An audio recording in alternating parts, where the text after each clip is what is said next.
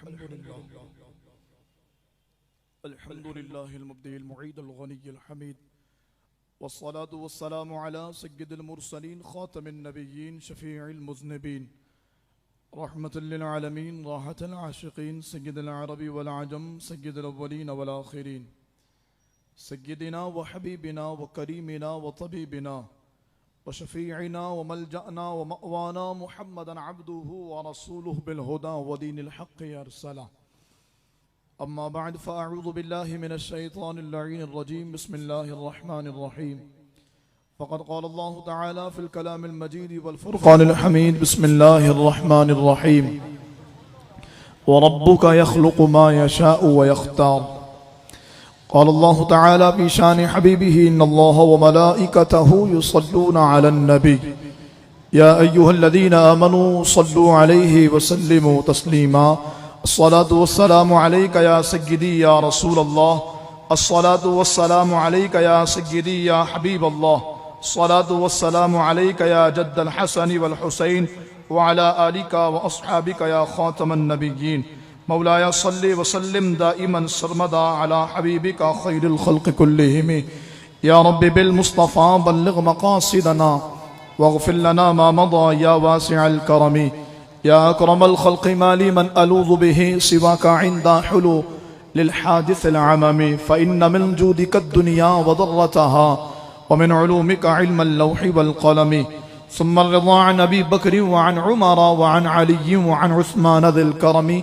رب صل وسلم دائما سرمدا على حبيبك خير الخلق كلهم. لي خمسة نطفي بها حر الوباء الحاطمة المصطفى والمرتضى وابناهما والفاطمة.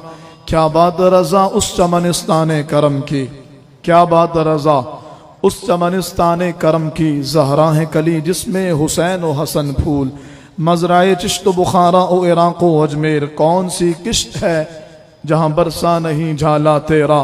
نبوی می علوی فصل بطولی گلشن، حسنی پھول اور حسینی ہے مہکنا تیرا.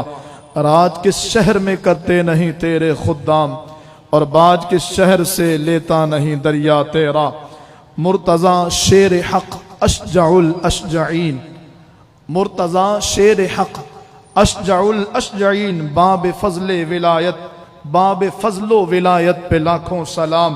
شیر شمشیر زن شاہ خیبر شکن، پر توے دست قدرت پہ لاکھوں سلام. مصطفیٰ جان رحمت پہ لاکھوں سلام. شمع بزم ہدایت پہ لاکھوں سلام. اللہ رب العالمین جل وعلا کی حمد و ثنا اور نبی کریم صاحب تکریم باعث تخلیق ارض و سما حضور سرور انبیاء جناب احمد مجتبی و محمد مصطفیٰ صلی اللہ علیہ وآلہ وسلم کے دربار گہربار میں ہدیہ درود و سلام عرض کرنے کے بعد تمام تعریفیں اللہ جل وحدہ لا شریک کے لیے ہیں، جس نے آج ہم سب پر یہ خاص فضل فرمایا کہ عشرہ برات من النار کی یہ بابرکت شب، جس میں رسول اللہ صلی اللہ علیہ وآلہ وسلم کے فرمان کے مطابق شب قدر بھی ہو سکتی ہے. اللہ تعالیٰ نے ہمیں ایک ایسی جگہ جمع ہونے کا موقع عطا فرمایا جس کے بارے میں میرے محبوب علیہ السلام کا فرمان ہے کہ سب سے بہترین جگہ مسجد ہے اور سب سے بدترین جگہ بازار ہے. تو یقیناً جب شب قدر کی تلاش ہے تو اس کے لیے سب سے بہترین جگہ کا انتخاب ہونا چاہیے، اور یہ اللہ کا فضل ہے کہ اللہ تعالیٰ نے سب سے بہترین جگہ میں ہمیں اور آپ کو جمع ہونے کا موقع عطا فرمایا. اللہ تعالیٰ ہمیں حقیقی معنوں میں شب قدر عطا فرمائے، اور اس سال آنے والی شب قدر میں سے بھی اللہ پاک ہمیں وافر حصہ عطا فرمائے. شب قدر کی طاق راتوں میں بھی اور جفت راتوں میں بھی ہمارا سلسلہ ہوگا، لیکن 21 رمضان المبارک کا جو ہی آغاز ہوتا ہے ایک ایسی ہستی، ایک ایسی شخصیت اور ایک ایسا کردار کہ جس کے بغیر نہ تو اسلام مکمل ہوتا ہے اور جس کی تاریخ کے بغیر نہ تو مسلمانوں کا ایمان مکمل ہوتا ہے. یعنی محبت ایمان کے لیے ضروری ہے اور ان کی بات اسلام کے لیے ضروری ہے. ہر لمحے، ہر موقع، ہر محاذ اور ہر اللہ رب العالمین کی جانب سے کوئی بھی ایسا سلسلہ ہو تو ہمیں وہ کردار اور وہ شخصیت نظر آتی ہے. میری مراد داماد مصطفیٰ حضور مولا کائنات مولا مشکل کشا علی المرتضی شیر خدا کرم اللہ تعالی وجہ الکریم کی ذات ہے. 21 رمضان المبارک حضور مولا مرتضی رضی اللہ تعالیٰ عنہ کا یوم شہادت اور یوم وصال ہے. اسی مناسبت سے آج جو ہمارا سلسلہ ہے اور آج جو ہمارا گفتگو کا عنوان ہے وہ حضور قبلہ مولا کائنات مولا مشکل کشا علی المرتضیٰ رضی اللہ تعالیٰ عنہ کی ذات ہے۔ مشکوٰۃ شریف کی ایک روایت ہے، فرمایا گیا کہ ایک شخص جہنمیوں کی صف میں سے نکل کر جنتی کے قدموں سے لپٹ جائے گا اور جنتی اس سے پوچھے گا کہ سبب کیا ہے؟ وہ کہے گا مجھے رب کے فرشتے جہنم میں پھینک رہے ہیں، کچھ کرو نہ کہ میں بھی تمہارے ساتھ جنت میں چلا جاؤں۔ تو پھر اس کے بعد وہ بندہ جب اسے تعجب خیز نظروں سے دیکھے گا تو جہنمی یہ کہے گا کہ حضور آپ کو یاد نہیں ہے لیکن دنیا میں نے فلاں موقع پہ آپ کو پانی پلایا تھا، فلاں موقع پہ آپ کی میں نے مدد کی تھی۔ وہ جنتی اس بات کو یاد کر جائے گا اور رب سے عرض کرے گا اے اللہ اس نے دنیا میں مجھ پر احسان کیا تھا، اے کریم اس احسان کے بدلے اس بندے کو میرے ساتھ بھی داخل جنت عطا فرما۔ اللہ پاک اس کی اس تمنا کو قبول فرما کر اسے جنت میں داخل ہونے کا مژدہ عطا فرمائے گا۔ اس حدیث پاک کے تحت محدثین کرام فرماتے ہیں کہ جہاں اللہ والوں پر احسان کرنا قیامت کے دن کام آئے گا، وہیں اللہ والوں کی تعریف و توصیف کرنے والا بھی قیامت کے دن اللہ کی بارگاہ سے بھرپور ثواب کمائے گا اور بھرپور اجر اسے اللہ کے نیک بندوں کی تعریف و توصیف کرنے پہ دیا جائے گا۔ قبلہ مخدوم سمنا مخدوم اشرف جہانگیر سمنانی رحمہ اللہ فرماتے ہیں کہ اللہ والوں کی سیرت اور ان کی جو ذات ہے اس کے بارے میں آگہی حاصل کرو۔ اگر ان کی سیرت نہ معلوم کر سکو تو کم از کم ان کا نام یاد کرو۔ فرمایا کہ قیامت کے دن اللہ والوں کے نام بندے کو جنت میں لے کر کے جائیں گے۔ اللہ والوں کے ناموں کے وسیلے اللہ پاک ان وسیلوں سے اپنے بندوں پہ کرم فرمائے گا۔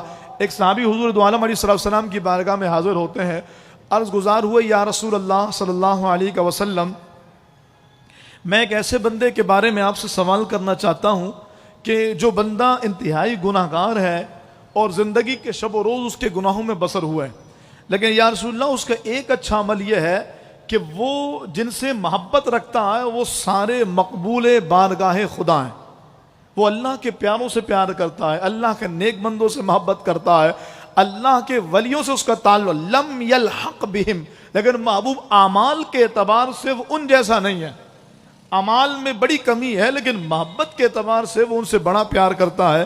محبوب کیا خیال ہے اس کے بارے میں، کیا فیصلہ ہوگا؟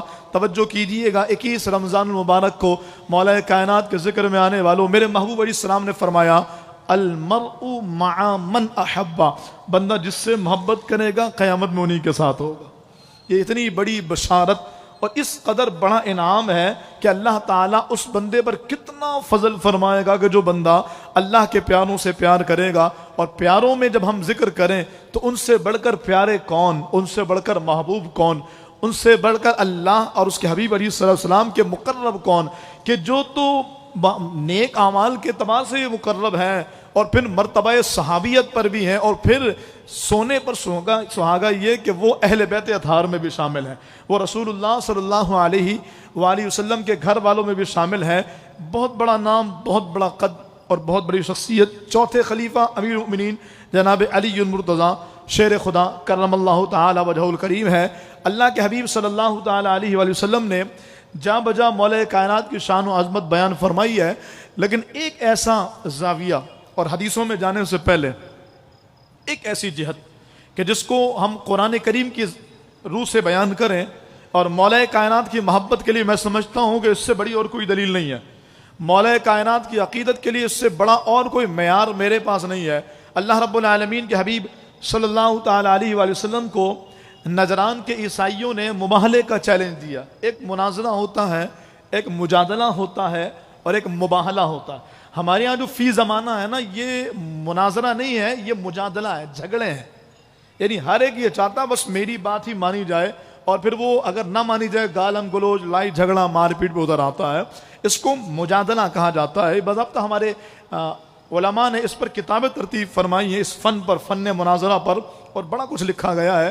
بہرحال تو مناظرہ وہ ہوتا ہے کہ جس میں فریقین کسی ایک مسئلے پر دلائل کی روشنی میں بات کریں اور ایک دوسرے کو قائل کرنے کی کوشش کرے، جو قائل ہو جائے وہ اس بندے کا کہ جو درست راہ پر ہو اس کی بات کو اختیار کر لیے، مناظرہ ہوتا ہے۔ اور مباہلہ یہ ہے کہ میں اور کوئی اور شخص دونوں اپنے آپ کو حق پر ہونے کا دعویٰ کرتے ہیں، تو ہم دونوں اپنے آپ کو حق پر ثابت کرنے کے لیے یہ طے کریں کہ آؤ دونوں مل کر ایک دوسرے کے لیے بد دعا کریں.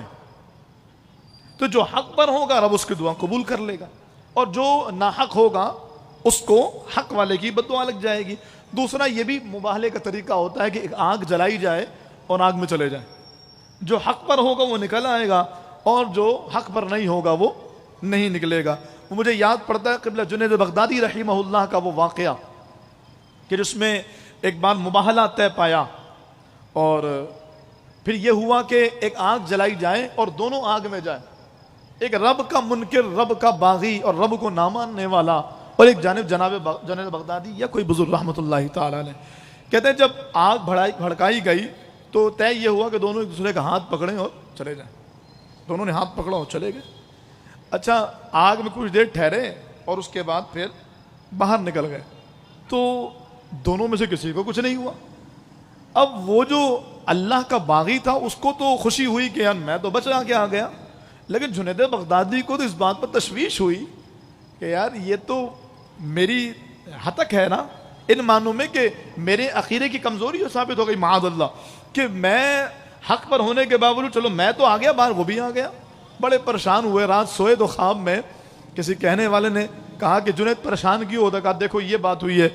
آپ نے کہنے والے نے کہا کہ جنید اب کی بار ایسا کرنا، اس سے کہنا الگ الگ چلو، ہاتھ پکڑ کے نہیں جانا ہے. جنید وہ اس لیے تھوڑی بچا کہ اس کا عقیدہ صحیح تھا، وہ بچا اس لیے کہ اس نے تیرا ہاتھ تھاما ہوا تھا.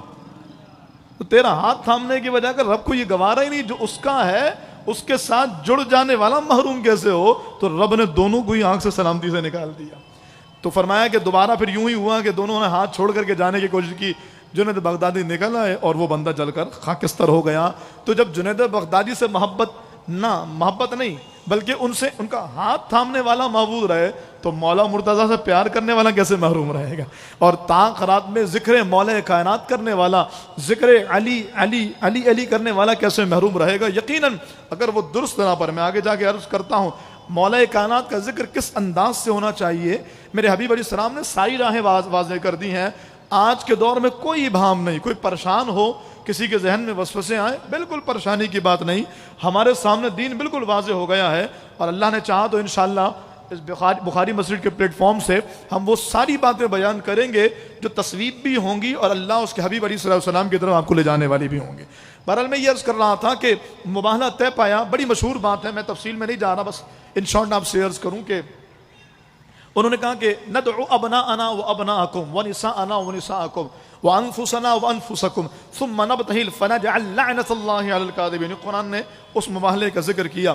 ہوا یہ کہ کہا گیا کہ تم اپنی عورتوں کو لے آؤ، اپنے بیٹوں کو لے آؤ، ہم اپنے بیٹوں کو لے کر آتے ہیں، اور تم اپنی عورتوں کو لے آؤ، ہم اپنی عورتوں کو لے کر آتے ہیں.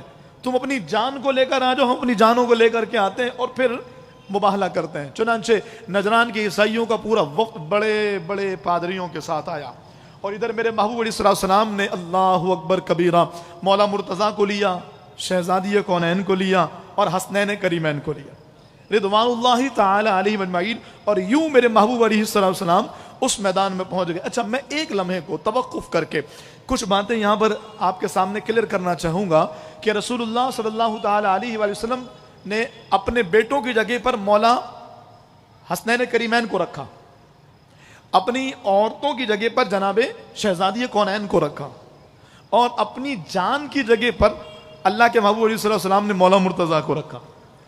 اب ہو سکتا ہے کسی کے ذہن میں یہ خیال آئے کہ اس موقع پر سرکار علیہ السلام نے اپنی دیگر شہزادیوں کو کیوں نہیں رکھا؟ کیونکہ رسول اللہ صلی اللہ علیہ وسلم کی شہزادیاں کتنی ہیں؟ بولیے. فجر کے درس میں ہم نے یہ سبق یاد کیا باضابطہ نا. سرکار کی شہزادیاں کتنی ہیں؟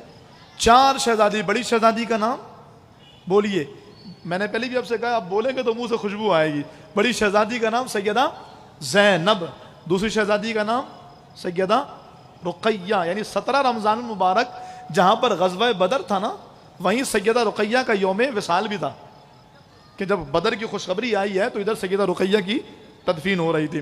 دوسری شہزادی کا نام سیدہ رقیہ، تیسری شہزادی کا نام سیدہ ام کلثوم رضی اللہ تعالی عنہ، اور چوتھی شہزادی کا نام میری ماں، تمام سادات کی ماں، شہزادی کونین جناب سیدہ بطول زہرا رضی اللہ تعالی عنہ. تو 4 شہزادیاں ہیں. تو یہ جو نجران کے عیسائیوں سے مباہلہ تھا اس میں فاطمہ الزہرا رضی اللہ تعالیٰ عنہ کیوں گئیں؟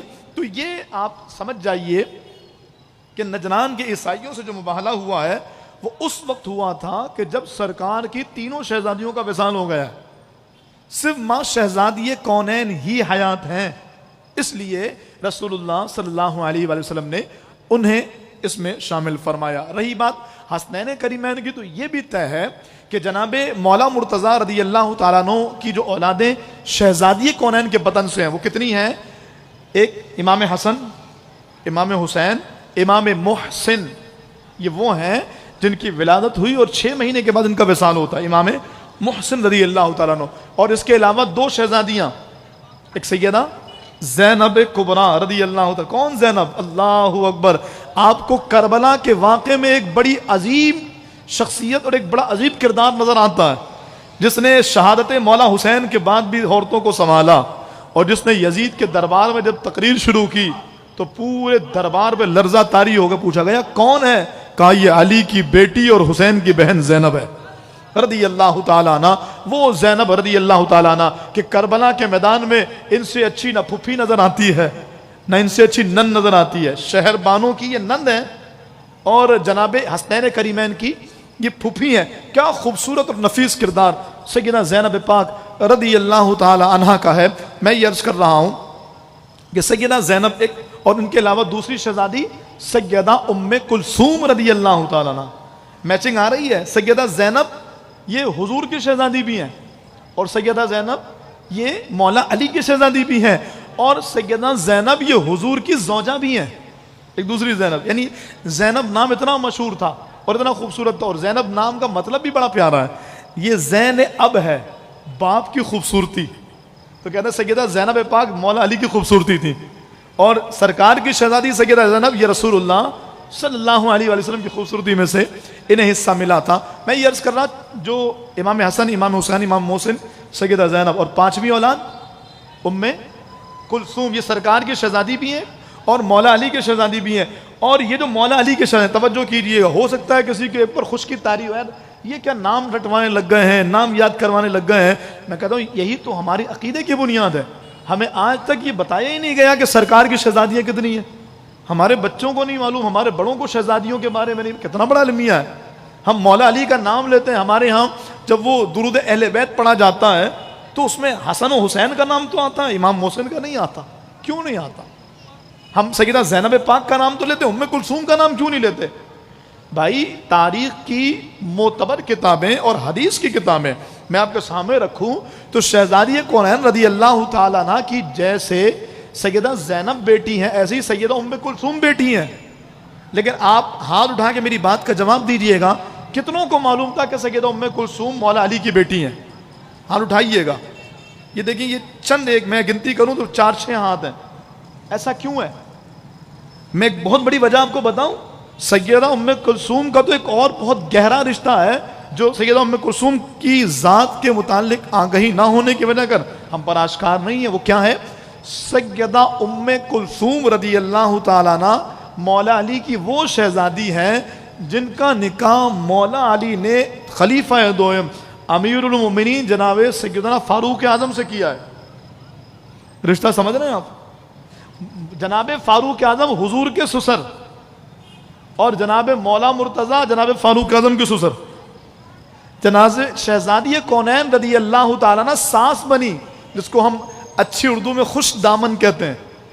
جناب شہزادی کونین جناب فاروق اعظم رضی اللہ تعالیٰ عنہ کے لیے خوش دامن ہے، ساس صاحب ہیں۔ اتنا خوبصورت اور گہرا رشتہ۔ پھر اگر ہم اہل بیت کی بات کریں تو مجھے بتائیے نا، جو ہمارے یہاں عزت دار گھرانے ہوتے ہیں وہ داماد کو تو اپنے گھر کا فرد تصور کرتے ہیں یا نہیں کرتے؟ بلکہ ہمارے ہاں اور آپ کے یہاں بھی یقیناً ایسا ہوتا ہوگا کہ بیٹی سے بڑھ کے داماد کو عزت دی جاتی ہے۔ تو جناب فاروق اعظم تو مولا مرتضیٰ کے داماد ہیں۔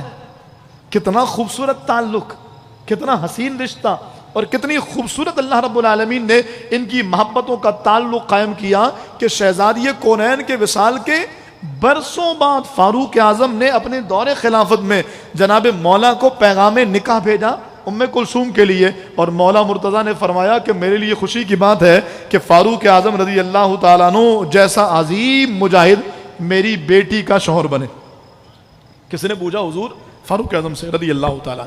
کسی نے پوچھا حضور فاروق اعظم رضی اللہ تعالیٰ عنہ یہ بتائیے کہ آپ تو نکاح کر چکے ہیں, آپ کے پاس دیگر اور ازواج بھی ہیں, اور آپ کے لیے تو کسی سے کوئی منع بھی نہیں کرے گا, آپ کسی کو پیغام میں نکاح بھیجیں, آپ نے مولا مرتضیٰ کی بیٹی سے نکاح کیوں کیا؟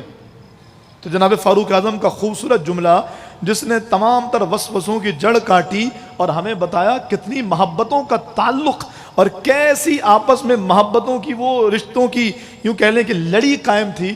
جناب فاروق اعظم کہتے ہیں اس لیے کہ کل میدان محشر میں میرے محبوب علیہ السلام نے فرمایا دنیا کے سارے رشتے ختم ہو جائیں گے سوائے میرے رشتے کے, جو میرا رشتہ ہوگا وہ قیامت کے دن بھی قائم رہے گا. تو فرمایا کہ اس وجہ کر میں نے مولا مرتضیٰ سے سرکار کی آل سے اپنے رشتے کو جوڑا ہے کہ قیامت کے دن حضور سے میرا تعلق اس انداز سے بھی جوڑا رہا ہے. یہ محبت ہے. میں دوبارہ اس مباہلے کی طرف آؤں. اس وجہ کر سرکار نے حسنین کریمین کو لیا کہ امام محسن کا وصال ہو چکا ہے. اچھا زینب پاک موجود ہیں لیکن ان کو نہیں لیا, اس میں حضور کی حکمت ہے. تو یہ بھی طے ہے, کوئی یہ کہے کہ ازواج مطہرات کو کیوں نہیں لیا, عائشہ صدیقہ کو کیوں نہیں لیا, تو جن کو نہیں لیا وہ ان کی مرضی, جن کو لیا وہ ان کی مرضی. زینب پاک کو بھی تو نہیں لیا جو فاطمہ الزہرا رضی اللہ تعالیٰ عنہ کی عظیم شہزادی, کربلا کا عظیم کردار موجود ہے, لیکن ان کو نہیں لیا. بہرحال حسنین کریمین, مولا مرتضیٰ اور جناب شہزادی کونین کو لے کر حضور آئے. اللہ اکبر. نجران کے عیسائی سامنے کھڑے ہیں اور انہوں نے سرکار علیہ السلام کو دیکھا. سرکار میں ٹھیک ہے دعا کے لیے پہلے تم اٹھاؤ گے ہاتھ یا ہم اٹھائیں؟ عیسائیوں میں سے بڑا پادری آیا اور اس نے کہا اللہ کی قسم ان سے مباہلہ نہیں کرنا. کہا کیوں؟ کہ میں ایسے چہرہ دیکھ رہا ہوں کہ فرشتے ان کی پشت پہ پہاڑوں کو اٹھائے کھڑے ہیں, یہ دعا کریں گے اور تمہیں صفحہ ہستی سے مٹا دیا جائے گا. کہ خبردار ان کے خلاف ہاتھ نہ اٹھانا, پلٹ کے اگر انہوں نے اٹھا دیا تو روئے زمین پر کوئی نہیں بچے گا. عیسائیوں نے کہا نہیں ہم نے مباہلہ نہیں کرنا, ختم کریں, منع کر دیا گیا. میرے محبوب علیہ السلام نے فرمایا کہ اگر عیسائی مجھ سے مباہلہ کر لیتے اور یہ ننھے ننھے ہاتھ حسن و حسین کے اڑ جاتے, محبوب دعا کرتے, ماں شہزادی کونین آمین کہتی, مولا مرتضیٰ آمین کہتے, حسنین کریمین اپنے چھوٹے چھوٹے خوبصورت ہاتھوں سے بچپنے میں آمین کہہ دیتے. فرمایا کہ اللہ تعالیٰ 1 سال کے اندر اندر روئے زمین سے سارے عیسائیوں کو ختم کر دیتے. قیامت تک کوئی عیسائی ہوتا ہی نہیں روئے زمین پر اگر یہ مجھ سے مباہلہ کر لیتے. عرض یہ کر رہا ہوں یہ وہ شان ہے جس کو قرآن نے بیان کی اور میرے محبوب علیہ السلام نے ان کو اپنے اہل بیت میں شامل فرمایا اور آقا دو عالم صلی اللہ علیہ وسلم سے محبت کا اظہار. ایسے ہی ایک معاملہ ہمیں ملتا ہے جب آیت تطہیر نازل ہوئی, انما یرید اللہ لیذہب عنکم الرجس اہل البیت ویطہرکم تطہیرا. اے نبی کے گھر والوں رب کائنات تم سے پلیدی کو دور کرنا چاہتا ہے اور تمہیں خوب ستھرا کرنا چاہتا ہے. سرکار علیہ السلام نے اپنی چادر تطہیر کے اندر شہزادی کونین, حسنین کریمین اور مولا مرتضیٰ کو لیا. اللہم ہؤلاء اہل بیتی, یا اللہ یہ میرے اہل بیت ہیں, ان سے پلیدی کو دور فرما اور ان سے ناپاکی کو دور فرما. یہاں پر بھی وہی بات ہے, کوئی کہے کہ جو تھے وہی اہل بیت میں ہیں تو زینب پاک بھی تو ابھی چادر میں شامل نہیں ہے. تو جن کو شامل کیا ان کو اعزاز دیا, جن کو شامل کیا انہیں مقام دیا. ایسا مقام میرے محبوب علیہ السلام انفرادی طور پہ دوسروں کو بھی عطا کرتے رہے الگ الگ اعتبار سے. جیسے آپ دیکھیے غزوہ احد کا موقع ہے, سعد بن ابی وقاص کو حضور تیر اٹھا کر کے دے رہے ہیں اور کیا فرما رہے ہیں میرے محبوب علیہ السلام, اے سعد میرے ماں باپ تجھ پہ قربان, اے سعد میرے ماں باپ تجھ پہ قربان. تیر چلا, کتنی بڑی بات ہے. کائنات جن پر اپنا سب کچھ وارنے نکلی ہو وہ جن کو کہیں میرے ماں باپ تجھ پہ قربان ہو جائے. جناب فاروق اعظم کو دیکھیے تو میرے محبوب علیہ السلام فرماتے ہیں عمر اگر میرے بعد کوئی نبی ہوتا تو اللہ پاک عمر کو نبی بناتا. کتنی خوبصورت بات اور کتنا زبردست اعزاز. جناب ماں سیدہ عائشہ صدیقہ رضی اللہ تعالیٰ عنہ ایک مرتبہ کہتی ہیں میرے محبوب علیہ السلام نے میرے گود میں سر رکھا ہوا ہے اور آرام فرما رہے ہیں. میں نے آسمان کی طرف دیکھا, میں نے عرض کی یا رسول اللہ آسمان پہ ستارے کتنے زیادہ ہیں نا, محبوب کیا کوئی ایسا بھی ہوگا جس کی نیکیاں ان ستاروں کے برابر ہیں؟ میرے محبوب علیہ السلام مسکرا دیے, فرمایا ہاں عائشہ ہیں. کہا محبوب کون؟ اور ماں سیدہ عائشہ صدیقہ فرماتی میرے دل میں خیال آیا کہ محبوب میرے بابا جناب صدیق اکبر کا نام لیں گے, تو میرے محبوب نے فرمایا وہ جناب عمر فاروق اعظم ہے. کہتی ہیں میں نے کہا میرے بابا کہاں گئے؟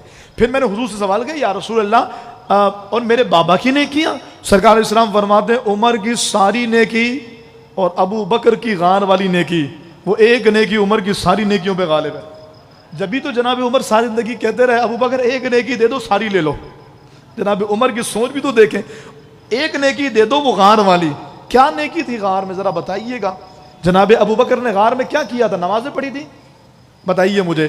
لمبے لمبے قیام قعود کیے، کیا کیا تھا؟ آپ کہیں گے صرف جی بھر کے چہرے مصطفیٰ کو دیکھا تھا، ٹک ٹکی باندھ کے چہرے مصطفیٰ کو دیکھا، اور وہ ایسی عبادت بنی کہ جیسی کوئی عبادت نہیں تھی، اور اللہ تعالیٰ نے ان کو اتنا مقبول بنا۔ میں یہ کہہ رہا ہوں یہ اعزاز ہیں جس کو چاہے دے دیں۔ کوئی آیا پا کر چلا گیا، کوئی عمر بھر تک پڑا رہا، میرے مولا تجھ سے گلا نہیں، یہ تو اپنا اپنا نصیب ہے۔ جس کو چاہا ان کو نواز دیا۔ میں یہ عرض کر رہا تھا آپ کے سامنے کہ اللہ تعالیٰ کے محبوب صلی اللہ علیہ وآلہ وسلم کی بارگاہ میں جو مولا مرتضیٰ کا مقام ہے، حضور کے چچا زاد بھائی ہیں، جناب ابو طالب کے یہ بیٹے ہیں۔ اور خوبصورت بات یہ ہے ابو طالب کثیر العیال تھے نا، یعنی بہت زیادہ بال بچے تھے آپ کے۔ تو جناب عباس حضور کے پاس آئے صلی اللہ علیہ وآلہ وسلم۔ آج میں نے ایک حدیث پاک پڑھی، میں جملہ معترضہ لے کر آ رہا ہوں توجہ کے لیے آپ کی۔ ایک حدیث پاک پڑھی، سرکار فرماتے ہیں اگر کوئی کسی مجلس میں بیٹھے اور مجھ پہ درود پاک نہ پڑھے، اللہ کا ذکر نہ کرے، تو وہ ایسے اٹھیں گے گویا کہ بدبودار مردے ہیں۔ تو جب پیارے آقا صلی اللہ علیہ وسلم کا نام آئے تو صلی اللہ علیہ وآلہ وسلم یہ پڑھا کیجئے، منہ سے خوشبو آئے گی، ایمان تازہ ہوگا، مجلسیں بابرکت ہو جائیں گے۔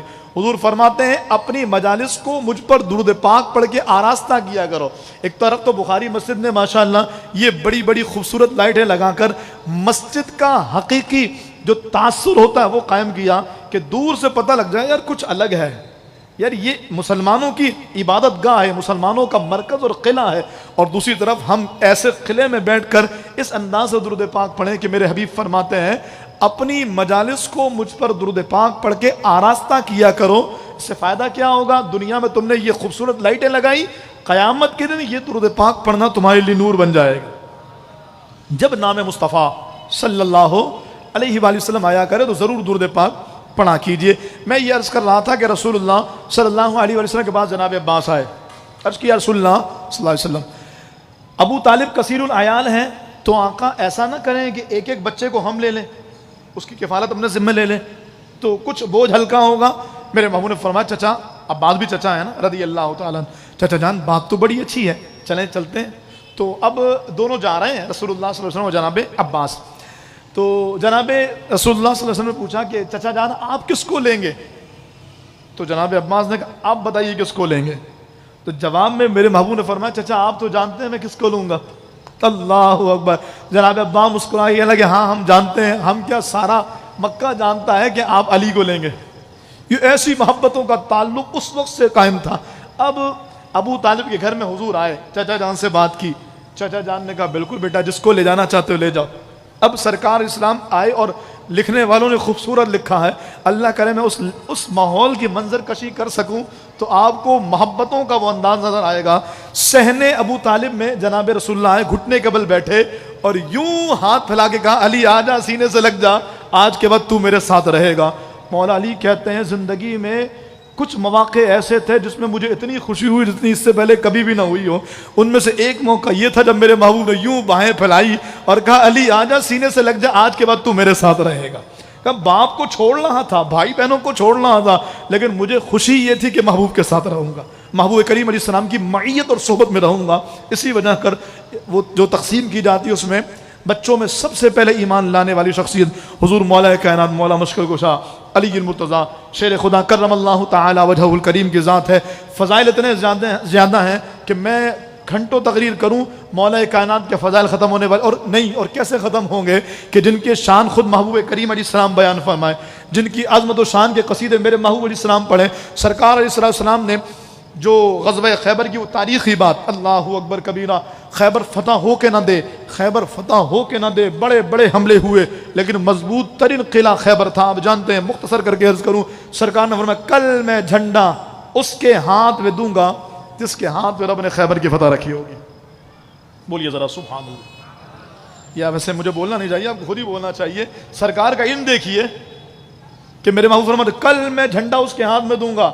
بھائی پچھلے 5 دنوں سے خیبر فتح نہیں ہوا ہے، تو سرکار آج فرما رہا ہے کہ کل جھنڈا اس کو دوں گا جو خیبر فتح کر لے گا۔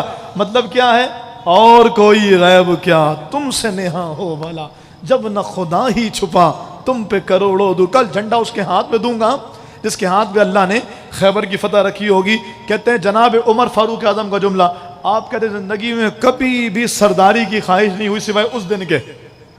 کیوں؟ کیونکہ سرکار نے فرمایا تھا کہ میں جھنڈا اس کے ہاتھ میں دوں گا جس کے ہاتھ پر اپنے خیبر کی فتح رکھی ہوگی، اور ایک نشانی بیان کی تھی. کون ہوگا وہ؟ سرکار نے فرمایا کہ اللہ اور اس کے رسول سے محبت رکھتا ہوگا اور اللہ اس کے رسول سے محبت رکھتے ہوں گے. تو کہا بس یہ جو تھی نا بات، حضور کی بارگاہ سے یہ سرٹیفکیٹ تھا کہ جس کو جھنڈا ملے گا خیبر تو فتح کرے گا ہی، اللہ اس سے پیار کرتا ہوگا، اللہ کا محبوب بھی اس سے پیار کرتا ہوگا، اور وہ بھی اللہ اس کے حبیب سے پیار کرتا ہوگا. چنانچہ اگلے دن حضور نے فرمایا علی کہاں ہے؟ آئے نا علی. تو عرض کیا آقا ان کو آشوب چشم ہو گیا ہے، جس کو ہم کہتے ہیں آنکھ آ گئی ہے، آشوب چشم ہو گیا. فرمایا بلاؤ. مولا مرتضیٰ آئے، میرے محبوب نے فرمایا کیا ہو؟ کہا آنکھ آ گئی. سرکار نے لعاب دہن نکالا، اللہ اکبر، اور مولا علی کی آنکھوں میں لگایا. مولا علی فرماتے وہ لمحہ تھا جب لعاب دہن سرکار کے منہ مبارک سے نکل کے میری آنکھوں میں آیا. بس اس کے لگنے کے بعد ہی تکلیف ایسی کافور ہوئی کہ کوئی تکلیف تھی ہی نہیں. پھر کبھی انشاءاللہ خیبر کے اس معاملے کو پورا شروع سے ڈسکس کریں گے. تو پھر وہ کیا ہوا جب سرکار نے جھنڈا دیا، پھر کیا مکالمہ ہوا دونوں کے درمیان. یہ ایک بڑی خوبصورت تاریخ ہے، لیکن وقت نہیں ہے اس لیے میں بہت تیزی کے ساتھ بات کو آگے لے کر کے چلوں. جناب رسول اللہ صلی اللہ علیہ وسلم نے جناب مولا مرتضیٰ کو خیبر کا وہ جھنڈا دیا، اور جناب علی المرتضیٰ رضی اللہ تعالیٰ عنہ نے خیبر کو فتح کر لیا، اور اللہ تعالیٰ نے عظیم الشان فتح سے ہمکنار فرمایا. جناب علی المرتضیٰ رضی اللہ تعالیٰ عنہ کے بارے میں ایک لفظ ہم استعمال کرتے ہیں، مولا کائنات، مولا مشکل کشا. اس لفظ کا جو پس منظر ہے وہ بڑا خوبصورت ہے، اور میں سمجھتا ہوں کہ فی زمانہ اس لفظ کے پس منظر کو اور اس لفظ کی جو پیچھے حقیقت ہے اس کو سمجھنا بہت ضروری ہے. وہ کیا ہے؟ خطبہ حجۃ الوداع، بلکہ میں عرض کروں سرکار صلی اللہ علیہ وسلم نے جب حج فرمایا اور مدینہ منورہ کی طرف واپسی تھی، تو رسول اللہ صلی اللہ تعالیٰ علیہ وآلہ وسلم نے مولا مرتضیٰ کو یمن کی طرف عامل بنا کر کے بھیجا، وہاں سے زکوٰۃ وغیرہ وصول کرنے کے لیے، محصولات وصول کرنے کے لیے. تو مولا مرتضیٰ جب واپس پہنچے ہیں تو کچھ لوگوں کو جناب علی سے کچھ اختلاف ہوا. ظاہر ہے آپس میں رہتے ہوئے رنجشیں ہوتی ہیں. بخاری شریف کی حدیث پاک میں جناب فاروق اعظم کے زمانے میں جناب مولا مرتضیٰ اور جناب عباس حضور کے چچا، ان دونوں میں اختلاف ہوا. کس بات پر؟ وہ باغ فدق کے مسئلے پہ اختلاف ہوا. بخاری کی حدیث پاک. صرف میں سمجھانا یہ چاہ رہا ہوں کہ ان باتوں کو لے کے کوئی آپ کا دماغ خراب نہ کرے یا آپ کا دماغ خراب نہ ہو جائے. یار یہ کیا بات ہوئی؟ کیونکہ صحابہ کے بارے میں، اہل بیت کے بارے میں جو ہمارا عقیدہ یہ ہے، یہ گناہوں سے معصوم نہیں ہے، یہ محفوظ ہیں. توجہ ہے آپ کی؟ معصوم صرف دو ہستیاں ہیں، دو جماعت ہیں. کون کون سی؟ ایک جماعت ملائکہ اور ایک جماعت بولیے انبیاء علیہم الصلوۃ والسلام. اور ان دونوں کو معصوم بنا کے رب نے جو کام کرنا تھا وہ کر لیا. کیوں ان دونوں کو معصوم کیوں بنایا؟ تفصیل ہے، ان شارٹ آپ سے عرض کروں. ان دونوں کو معصوم اس لیے بنایا کہ فرشتے کا کام اللہ کا پیغام لانا. اس کو معصوم اس لیے بنایا تاکہ کوئی یہ نہ کہ فرشتہ بھول گیا، فرشتے نے گڑبڑ کر دی، فرشتے نے غلطی کر دی، لانا ان کے پاس تھا چلا گیا ان کے پاس. معصوم بنایا، گناہ ہو ہی نہیں سکتا، تصور ہی نہیں. اور انبیاء کو معصوم اس لیے بنایا کہ وہ جو آئے گا نا وہ پھیلائیں گے. تو کوئی بعد میں ہی نہ کہے کہ انہوں نے گڑبڑ کی، معاذ اللہ، انہوں نے دوسری کتاب لا کے دے دی. اللہ کی طرف سے یہ کتاب آئی نہیں، انہوں نے اپنی طرف سے بھیج دی. اس بات کے امکان کو ختم کرنے کے لیے کہ جو رب نے فرشتے کے ذریعے بھیجا وہ بھی محفوظ، اور جو نبی نے آگے ٹرانسفر کیا وہ بھی محفوظ. تو ان دونوں کو معصوم بنا کے اللہ نے کام پورا کر دیا. جو اللہ کا مقصد تھا وہ پورا ہو گیا. آگے کوئی معصوم نہیں ہے، آگے کوئی معصوم، بولیے سارے بولیے، یہ عقیدہ ہے. ہم صحابہ اہل بیت کی عظمت کو اپنے سر کا تاج سمجھتے ہیں. ہمارے امام نے ہمیں پیغام یہ دیا کہ اہل سنت کا ہے بیڑا پار اصحاب حضور. میرا امام کہتا ہے کہ دیکھو جب بھی کوئی بیڑا ہو، کوئی کشتی ہو، کوئی جہاز ہو، پانی کے سفر پہ ہو، اس کے پار ہونے کی دو صورتیں ہوتی ہیں. ایک منزل معلوم ہو اور دوسرا جو رہنمائی کرنے والے ہیں وہ درست ہوں. بھائی آپ کو یہاں سے اورنگی ٹاؤن جانا ہے تو آپ کیا کریں گے؟ اگر آپ میرے ساتھ چلیں گے میں آپ کو پہنچا دوں گا. کیوں؟ اس لیے کہ مجھے منزل بھی معلوم ہے اور میں ہی آپ کو اپنے ساتھ بٹھا کے ڈرائیو کر رہا ہوں. تو اگر رہنما درست ہو اور منزل کا پتہ ہو تو پھر بیڑا پار ہو جاتا ہے. تو میرے محبوب علیہ السلام کے صحابہ و اہل بیت کے بارے میں میرے امام نے کہا بھائی ہماری منزل کے جو رہنما ہیں وہ صحابہ ہیں، اور جو ہماری منزل کو ترانے والی کشتی ہے نا وہ اہل بیت ہیں۔ اور میرے امام نے ایسا نہیں، آپ نے فرمایا نا قرآن سے ہے میں نے نعت گوئی سیکھی، یہ واقعی ایسے ہی ہے۔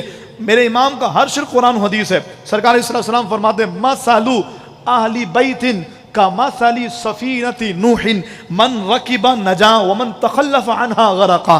حضور فرماتے ہیں میرے اہل بیت کی مثال کشتی نوح جیسی ہے، جو سوار ہوا وہ بچ گیا، جو اس کشتی سے ہٹا وہ غرق ہو گیا۔ اور فرمایا کہ اصحابی کالنجوم، اور میرے صحابہ ستاروں کی طرح ہیں، فبأیہم اقتدیتم اہتدیتم، جن کے پیچھے چلو گے کامیاب ہو جاؤ گے۔ تو میرے امام کہتا ہے ہم نے جو کشتی ہے وہ اہل بیت کی محبت کو بنایا، اور ہم نے جو مقتدا ہے وہ صحابہ کو بنایا جو ستارے ہیں۔ فرمایا اہل سنت کا ہے بیڑا پار، کیوں؟ کیونکہ اصحاب حضور نجم ہیں، حضور کے صحابہ ستارے ہیں، اور ناؤ یعنی کشتی اطرت رسول اللہ کی، اہل بیت اطہار کی محبت ہے۔ تو اس لیے میں اس تناظر میں عرض کروں کہ صحابہ و اہل بیت معصوم نہیں بلکہ، بولیے آج کی رات کا عقیدہ، صحابہ اہل بیت معصوم نہیں بلکہ محفوظ ہیں، اللہ انہیں گناہوں سے محفوظ رکھتا ہے، یہ معصوم نہیں ہے، اللہ تعالیٰ نے ان کو محفوظ رکھا۔ تو غلطیاں یقیناً ہو سکتی ہیں۔ تو باغ فتح کے مسئلے پہ، کیونکہ باغ فتح یہ تو مال فے ہے نا، پچھلے سال میں نے اس کو ڈسکس کیا تھا، مال فے ہے یعنی جو گورنمنٹ کی کسٹڈی میں رہتا ہے۔ تو جناب فاروق اعظم نے اس کو جناب مولا مرتضیٰ اور جناب عباس کی کسٹڈی میں دے دیا کہ آپ اس کے نظم و نسق کو دیکھیں اور اس کی تقسیم کو دیکھیں، تو دونوں میں اختلاف ہو گیا۔ تو ایسے اختلافات ہوتے رہتے ہیں، کوئی یہ نہ کہے کہ جی اختلاف کی وجہ اور آپس میں کیسے ہو گیا اختلاف یوں وہ۔ تو بالکل اسی تناظر میں اب میں اس واقعے کی طرف آؤں کہ سرکار صلی اللہ علیہ وسلم نے جب یمن کا والی جناب مولا مرتضیٰ کو بنایا رضی اللہ تعالیٰ عنہ، اور اب وہاں سے آئے تو کچھ صحابہ کرام میں کچھ انبن ہو گئی مولا مرتضیٰ سے۔ حضور سے عرض کی، سرکار علیہ السلام نے مولا علی کی تصویر فرمائی، یعنی فرمایا کہ علی صحیح ہیں، علی حق پر ہیں، اور ان کی سرکار علیہ السلام نے اصلاح فرمائی۔ اچھا معاملہ تو درست ہو گیا، لیکن لوگوں کے درمیان میں چونکہ باتیں عام ہو گئی تھی اس لیے کچھ چہ مگوئیاں چل رہی تھیں۔ تو غدیر خم کے مقام پر ایک روز میرے محبوب علیہ السلام نے مولا علی کا ہاتھ یوں پکڑ کے فرمایا اللہم من کنت مولا ہو فعلی مولا، اے اللہ جس کا میں مولا اس کے علی مولا۔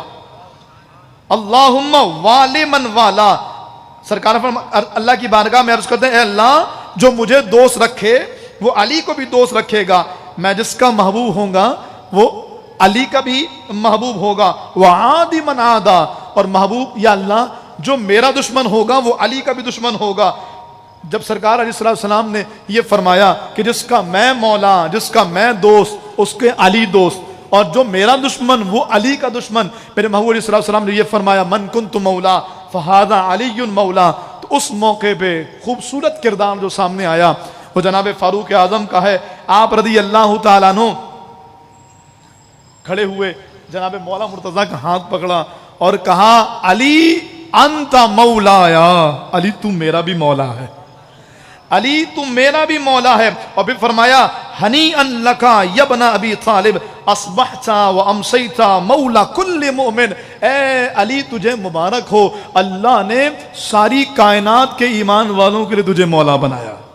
تو یہ مولا مرتضیٰ کی محبت کے تناظر میں حضور نے جملہ فرمایا کہ جب لوگوں میں چہ مگوئیاں شروع ہوئیں تو حضور نے فرمایا میرے علی کے بارے میں بات سوچ سمجھ کے کرنا، کیونکہ علی اسی کا دوست ہوتا ہے کہ جو میرا دوست ہو، اور علی کا دشمن وہی ہوتا ہے جو میرا دشمن ہو۔ تو علی کے بارے میں جو جملہ بولو گے وہ سوچ کے بولنا۔ اسی لیے ہم کہتے ہیں مولا کائنات، کائنات کے مولا یعنی کائنات کے دوست، بولیے سبحان اللہ۔ کائنات سے محبت، اور کائنات جن سے محبت رکھتی ہے، سارے اہل ایمان جس سے محبت رکھتے ہیں وہ حضور مولا کائنات کے ذات ہے۔ یہ پس منظر ہے من کنت مولا ہو فہذا علی مولا، جس کا میں مولا اس کے علی مولا۔ یہ رسول اللہ صلی اللہ علیہ وآلہ وسلم نے جناب مولا مرتضیٰ کے بارے میں فرمایا، اور جناب عمر کا خوبصورت انداز بھی سامنے آیا، کتنی محبت تھی ان کی آپس میں کہ فوراً نے کہا علی تو میرا مولا اور تو سارے اہل ایمان کا مولا۔ تو جو مولا کائنات کہے یا جو علی کو اپنا مولا کہے تو سمجھ جائیے کہ رسول اللہ صلی اللہ علیہ وسلم کی بارگاہ سے اس کو حصہ ملا ہے، جبھی تو وہ جناب مولا کائنات کو اپنا مولا اور جناب مولا کائنات کو مولا کائنات کہتا ہے اور اس کی برکتیں حاصل کرتا ہے. اچھا اس لفظ یعنی من کنت مولا ہو فہذا علی مولا، اس کے اور بھی بہت سارے پس منظر علماء نے بیان فرمائے ہیں. ایک یہ بھی ہے کہ جناب اسامہ سے کچھ معاملات ہو گئے تھے جس پہ سرکار نے جناب اسامہ کو فرمایا تھا من کنت مولا ہو فہذا علی مولا. اسامہ جس کا میں مولا اس کے علی مولا، یعنی جس کا میں دوست علی اس کا دوست، اور جس کا میں دشمن علی اس کے دشمن. یہ رسول اللہ صلی اللہ علیہ وسلم نے فرمایا تھا. اور پھر صحابہ کرام کی محبت دیکھیے آپ ذرا، دیکھیے گا صحابہ حضور کی بات کو کیسے لیا کرتے تھے اور اہل بیت اطہار کو کیسے سروں پر بٹھاتے تھے. آج 1500 سالوں بعد ہم علی کا ذکر نہ کریں یہ زیادتی نہ ہوگی.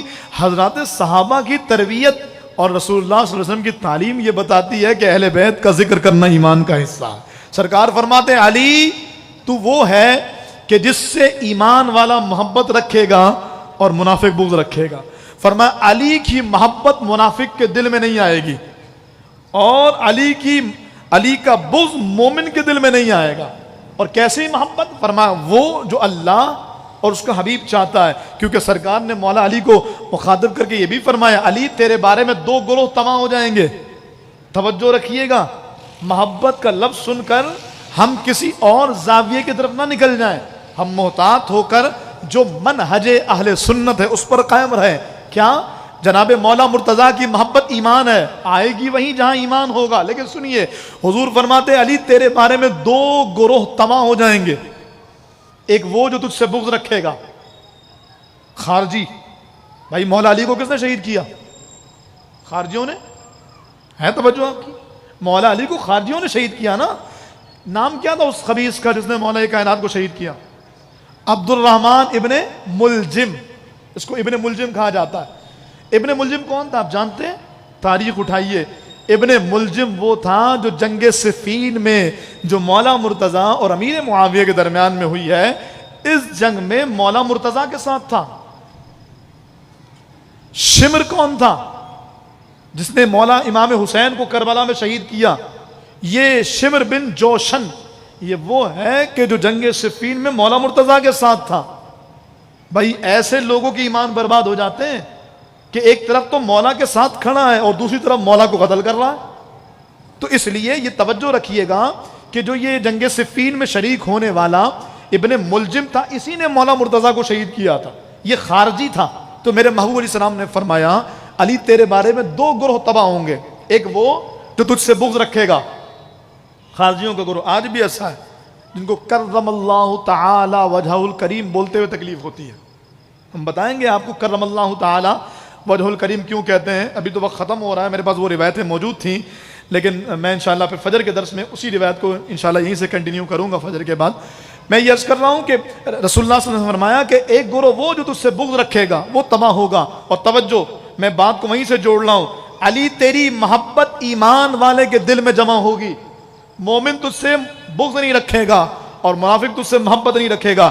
جس دل میں علی کی محبت ہو وہ سینہ مومن کا سینہ. لیکن کون سی محبت؟ توجہ. حضور نے فرمایا 2 گروہ تباہ ہو جائیں گے، ایک بغض رکھنے والا اور علی ایک وہ جو تجھ سے حد سے زیادہ محبت رکھے گا. حد سے زیادہ؟ یہ محبت بھی حد سے زیادہ ہوتی ہے؟ کہا بالکل ہوتی ہے. کہا کیسے؟ کہا کسی کو اپنی ماں سے پیار ہو جائے تو ماں سے پیار میں حد سے زیادہ پیار ہوتا ہے؟ کہا بالکل ہوتا ہے. اگر کوئی بندہ ماں کو سجدہ کرنا شروع کر دے کہ مجھے ماں سے پیار ہے، یہ حد سے بڑا نہیں بڑا؟ تو ہر محبت کی ایک حد ہوتی ہے. حضور سے محبت کی حد کیا ہے؟ کہ حضور کو خدا نہ بنایا جائے. یہ حضور کی محبت کی حد ہے. اس کے بعد جتنی چاہو حضور کی شان بیان کرتے چلے جاؤ. تو میرے محبوب نے فرمایا علی تیرے بارے میں وہ گروہ بھی تباہ ہوگا جو تجھ سے حد سے زیادہ محبت رکھے گا. اب آپ سمجھ لیجئے حد سے زیادہ محبت کیا ہے. وہ جو غلو کا شکار ہے، وہ جو غلو کا شکار ہو، وہ جو آگے بڑھ جائے، وہ مقام علی کی طرف منسوب کرے جو خود علی کا نہیں. تو پھر یقیناً یہ حد سے تجاوز. مولا کائنات سے محمد بن حنفیہ نے پوچھا بابا یہ بتائیے کہ محبوب کے صحابہ میں سب سے افضل کون؟ فرمایا ابو بکر. کہا بابا اس کے بعد کون؟ فرمایا عمر. کہا بابا اس کے بعد کون؟ کہا عثمان. کہا میں بڑا پریشان ہوا، بابا کا نام تو کہیں آ ہی نہیں رہا. میں نے کہا اور آپ؟ فرمایا میں تو اللہ کا ایک عاجز بندہ. یہ مولا کائنات کی عاجزی، یہ نہیں کہا ان کے بعد میرا نمبر، یہ عاجزی. لیکن وہ جو ترتیب بیان کی نا خلافت کی، ہمارے نزدیک یہ فضیلت نہیں ہے، ہمارے نزدیک یہ عقیدہ ہے. یہ فضیلت کی ترتیب یہ عقیدہ ہے. توجہ کیجئے گا یہ بات. ہمارے نزدیک جو فضیلت کی ترتیب ہے نا، ابو بکر، عمر، عثمان و علی، یہ عقیدہ ہے. یہ فضیلت محض فضائل کی بنیاد پر نہیں، یہ عقیدے کی بنیاد پر ہے. یعنی ان کو پہلا ماننا یہ اسلام کے لیے ضروری ہے، ورنہ عقیدہ خراب ہو جائے گا. اسی لیے ہم کہتے ہیں پھر مولا کائنات کی محبت کیسی ہوگی؟ کہاں ویسی محبت ہوگی، لگتی ہے مجھ کو یہی ترتیب بھلی، لگتی ہے مجھ کو یہی ترتیب بھلی، ابو بکر، عمر، عثمان و علی. تو مولا کائنات، مولا مشکل کشا، علی المرتضی، شیر خدا کرم اللہ تعالی وجہہ الکریم کی آج کی شب ہے، اور اللہ رب العالمین نے آپ کو وہ شان اور مقام و مرتبہ عطا فرمایا. میرے محبوب فرماتے ہیں علی تیری مثال ایسی ہے میرے لیے جیسے موسیٰ علیہ السلام کے لیے ہارون علیہ السلام. اللہ اکبر. ایک نبی کے لیے اللہ نے جیسے ایک نبی کو رکھا، میرے محبوب فرماتے ہیں اللہ تعالیٰ نے جیسے ہارون کے لیے موسیٰ کو بنایا، فرمایا موسیٰ کے لیے جیسے ہارون کو بنایا ایسے ہی میرے لیے تجھے بنایا. کس تناظر میں؟ ایسا تو نہیں ہے کہ ہارون علیہ السلام نبی ہیں تو جناب مولا مرتضیٰ بھی نبی ہو گئے، ایسا نہیں ہے، بلکہ بھائی ہونے کے اعتبار سے کہ جب ہجرت مدینہ ہوئی، سرکار نے ہر صحابی انصاری کے ساتھ ایک مہاجر کو بھیج دیا، سب جاتے گئے جاتے گئے جاتے گئے، آخر میں مولا مرتضیٰ اکیلے رہ گئے. کہا محبوب آپ نے مجھے کسی کے ساتھ نہیں بھیجا، مجھے کسی کا یا کسی کو میرا بھائی نہیں بنایا. سرکار نے فرمایا اے علی انت اخی فی الدنیا والآخرہ، علی تو دنیا اور آخرت میں میرا بھائی ہے. اس تناظر میں کہ موسیٰ علیہ السلام کے لیے جیسے ہارون بھائی ہیں، علی ایسے ہی رب نے تجھے میرے لیے بھائی بنایا. وہ جو ایک سوچ اگر یہ آئے کہ جی موسیٰ علیہ السلام کے لیے ہارون علیہ السلام وہ تو نبی ہیں، تو بھائی ہارون علیہ السلام کا انتقال موسیٰ علیہ السلام سے پہلے ہو گیا تھا، تو تشبیہ من کل الوجوہ ہوتی بھی نہیں ہے. یہ اس نامی سے حضور نے بتایا کہ جیسے ہارون علیہ السلام موسیٰ علیہ السلام کے معاون رہے اور موسیٰ علیہ السلام کے بھائی تھے، ایسے ہی علی تو میرے لیے میرا معاون ہے اور میرا بھائی. اور کیسے معاون ہے؟ اللہ اکبر. ہجرت کی رات سرکار وجعلنا من بین ایدیہم سدا ومن خلفہم سدا فاغشیناہم فہم لا یبصرون. وظیفہ مٹی میں پڑ کے پھونکا اور یوں کافروں پہ پھینکا اور چلے گئے بیچ سے. ابو بکر صدیق رضی اللہ عنہ، اور پیچھے بسترے پہ کون ہے؟ مولا مرتضیٰ. اللہ اکبر. اور علی تو علی ہے، کمال ہو گیا جی. مولا مرتضیٰ کی شان بڑی نرالی ہے. آپ کہتے ہیں زندگی میں جیسی نیند اس رات آئی نا ایسی نیند کبھی آئی نہیں. کہا علی ایسی کیوں؟ وہ تو خطرے والی رات تھی، کافر باہر تلواریں لیے کھڑے تھے، کسی وقت بھی آ کے مار دیتے، تو علی ایسی نیند کیسے آ گئی؟ اور حدیث پاک میں وہ گرین چادر حضور کے اوڑھ کے سو رہے تھے، جیسے حضور سو رہے ہیں، بالکل ایسے ہی سو رہے ہیں. یعنی شبی بھی باہر سے ایسی محسوس ہو رہی کہ حضور سو رہے ہیں. تو علی تو خطرے کی رات تھی. آپ نے فرمایا نہیں، خطرے کی رات تھوڑی تھی، آرام کی رات تھی. کہا کیوں؟ کہ میرے محبوب نے مجھ سے جاتے جاتے کہا تھا علی کل صبح مکے والوں کو امانتیں دے کر آ جانا مدینے. کہ حضور نے کہہ دیا تھا آ جانا تو جانا ہے مجھے. کہ مجھے یقین تھا کہ آج کی رات علی کو موت نہیں آئے گی، کیونکہ اللہ کے نبی امانتیں دے کر کے مجھے آنے کا کہہ کر گئے ہیں، تو حضور کی بات پوری ہوگی اور میں نے امانتیں دینی ہے. تو کہا جیسی نیند اس رات آئی تھی ایسی نیند آئی نہیں کبھی. یہ مولا کائنات. پھر آپ فتح مکہ کے موقع پہ بڑے بڑے بت حضور نے گرائے اور چھوٹے بتوں کو کیا کیا؟ اللہ اکبر. حضور نے فرمایا علی تو میرے کاندھے پہ چڑھو، اور ان بتوں کو گرا. اور مولا مرتضیٰ رضی اللہ تعالیٰ نے ان بتوں کو کعبے سے گرایا اور ان سے کعبہ مشرفہ کو پاک فرمایا. عظیم کردار، حسین کردار.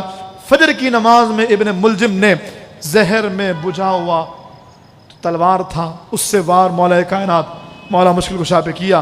آج بھی کوفے کا مصلی اس بات کا اعلان کر رہا ہے کہ مولا مرتضیٰ کو نماز کی حالت میں شہید کیا گیا، نماز کی حالت. اور آج ہمارا حال ماہ رمضان میں بھی سستی کا شکار ہے. آج ہم سحری کر کے سونے کا شکار ہے. جی ہمیں سونا ہے، نیند آ رہی ہے، ابھی بھی تراویح نہیں پڑھی جا رہی. کس قدر تیزی کے ساتھ رمضان گیا آپ دیکھیے ذرا. دیگر مہینے اتنی تیزی سے نہیں جاتے، رمضان جتنی تیزی سے گیا. بس یہ صرف 8 سے 9 دن کا مہمان ہے. آج تو گیا نا، آج کی سب تو چلی گئی. بس آگے آنے والے 9 دن ہیں، 9 راتیں ہیں جو ہمیں میسر آئیں گی. غنیمت جانیے. علی کی سنت، علی سے محبت یہ ایمان کا حصہ ہے. چلیے وہ ایک حدیث پاک یاد آ رہی، وقت ہو گئے لیکن میں چاہتا ہوں کہ یہ بیان کیے بغیر اگر مجھے موت آ گئی تو مجھے قبر میں بھی سکون نہیں ملے گا. رسول اللہ صلی اللہ علیہ وسلم ان معنوں میں سکون نہیں ملے گا کہ مجھے بیان کر دینا تھا، ورنہ ذکر علی کی برکت سے تو انشاءاللہ سکون ہی سکون ہوگا انشاءاللہ.